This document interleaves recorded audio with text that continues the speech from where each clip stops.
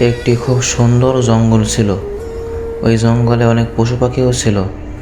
একদিন একটি শিয়াল একটি গাধা কি একটা ব্যাপার নিয়ে তর্কাতর্কি করছিল।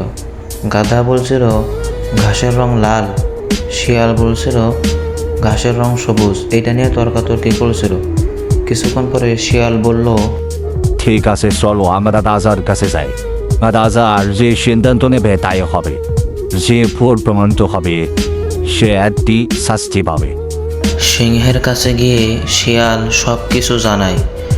সব কিছু জানার পরে সিংহটি বলে, গাধা সঠিক, শিয়াল তুমি ভুল। এই শাস্তি হিসেবে তুমি 1 মাস কোনো কথা বলবে না, সব তোমার জন্য হয়েছে। শাস্তি হিসেবে তুমি 1 মাস কোনো কথা বলবে না।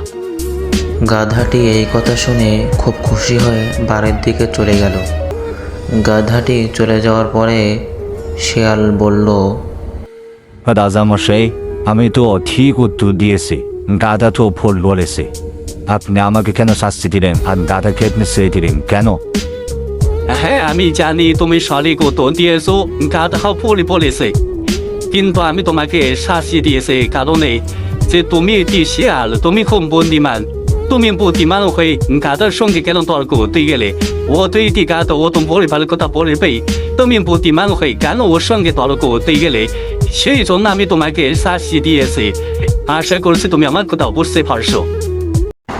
হ্যালো বন্ধুরা, গল্পটি আপনাদের কাছে কেমন লাগলো? আশা করছি আপনারা বুঝতে পারছেন যে গল্পতে কি বোঝানো হয়েছে গল্পটিতে। যদি ভালো লেগে থাকে তাহলে একটি লাইক, শেয়ার, কমেন্ট অবশ্যই করবেন আর আমাদের পাশে থাকবেন সবসময়। আপনাদের সকলকে ধন্যবাদ।